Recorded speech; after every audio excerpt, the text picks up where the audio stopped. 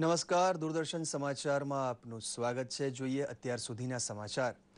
આમ આદમી પાર્ટીમાં ચાલી રહેલા આંતરિક વિખવાદ વચ્ચે આજે પાર્ટીની રાષ્ટ્રીય કાર્યકારિણી બેઠક મળી હતી. શરૂઆતી હંગામાના અણસાર દર્શાવતી રાષ્ટ્રીય બેઠકમાં પ્રશાંત ભૂષણ, યોગેન્દ્ર યાદવ, પ્રોફેસર આનંદ કુમાર અને અજીત ઝા વિરુદ્ધ પ્રસ્તાવ રજૂ કરવામાં આવ્યો હતો. આ પ્રસ્તાવ પર પક્ષના 200 સભ્યોએ તેમના હસ્તાક્ષર કર્યા હતા. આ મંજૂરી મળતા જ પ્રસ્તાવ પસાર કરી દેવામાં આવ્યો હતો અને આ સાથે જ પ્રશાંત ભૂષણ, યોગેન્દ્ર યાદવ, પ્રોફેસર આનંદ કુમાર અને અજીત ઝાની રાષ્ટ્રીય કાર્યભારીમાંથી હકાલપટ્ટી કરી દેવામાં આવી છે.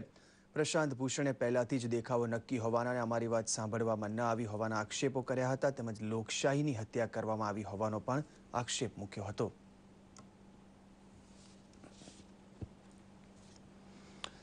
ભારતીય rocket polar satellite launch vehicle દ્વારા ભારતના ચોથા નેવિગેશન સેટેલાઇટ IRS-1Dને આજે શ્રીહરિકોટાથી પ્રક્ષેપિત કરવામાં આવશે. ગત 9 માર્ચે ખામીના કારણે આ પ્રક્ષેપણ સ્થગિત કરવામાં આવ્યું હતું.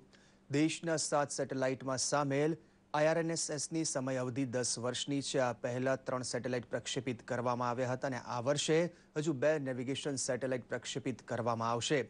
શ્રેષ્ઠ નેવિગેશન સુવિધા પૂરી પાડવા માટે ભારત આ વર્ષે 2 નવા સેટેલાઇટ અને આગામી વર્ષે 1 નેવિગેશન સેટેલાઇટનું પ્રક્ષેપણ કરે તેવી શક્યતા છે. આજનું આ પ્રક્ષેપણ સફળ થતાં જ ભારતની સેટેલાઇટ આધારિત GPS સિસ્ટમ અમેરિકાની GPS પ્રણાલીની સમકક્ષ પહોંચી જશે.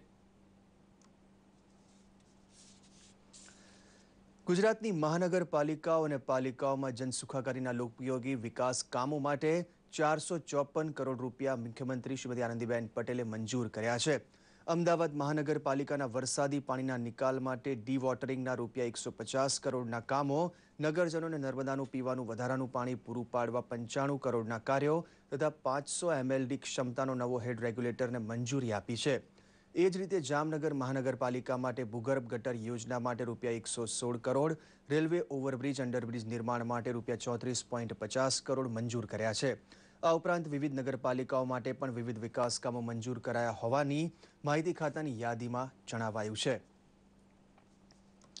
રાજ્ય સરકારે ટપક સિંચાઈ પદ્ધતિમાં ખેડૂતોને જબરજસ્તીથી બજાર ભાવ કરતા મોંઘા ભાવે નક્કી કરેલી ખાનગી કંપનીઓ પાસેથી ટપક સિંચાઈના સાધનો લેવા મજબૂર કરીને જંગી રકમનો ભ્રષ્ટાચાર આચર્યો હોવાનો વિધાનસભા કોંગ્રેસ પક્ષના પૂર્વ નેતા શક્તિસિંહ ગોહિલે આક્ષેપ કર્યો હતો.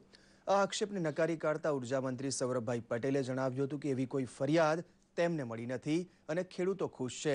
આ ઉપરાંત સર્વે મુજબ 17% ખેડૂતોને આવકમાં એક પાકમાં વધારો થયો છે.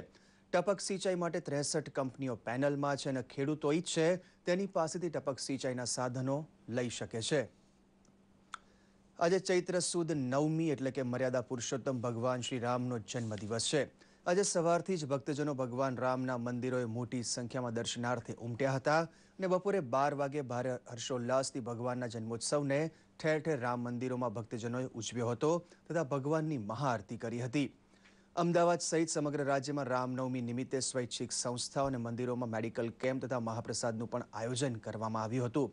પોતાના આદર્શ દ્વારા માનવ સમાજને જીવન પથ પર સફળતાપૂર્વક રાહ ચીંધનારા ભગવાન રામ સમગ્ર જીવન સૃષ્ટિનું આદર્શ હોવાનું થલતેજ રામજી મંદિરમાં મહંત શ્રી મોહનદાસ મહારાજે જણાવ્યું હતું.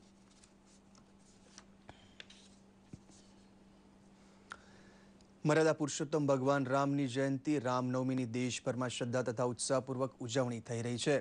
આજે ચૈત્રી સુદ નોમ એટલે કે ચૈત્રી નવરાત્રીનો અંતિમ દિવસ. દેશભરના માઈ મંદિરોમાં આજે મોટી સંખ્યામાં ભક્તો મહાઆરતી યજ્ઞમાં ભાગ લઈ રહ્યા છે. રાષ્ટ્રપતિ પ્રણવ મુખર્જીએ રામનવમીના તહેવાર પર દેશવાસીઓને શુભેચ્છા પાઠવતા જણાવ્યું હતું કે તેઓ કામના કરે છે કે મર્યાદા પુરુષોત્તમના રૂપમાં રામનું જીવન અમને વિચારો, શબ્દો અને કાર્યોમાં મહાનતા લાવવા માટે પ્રેરણા આપે છે.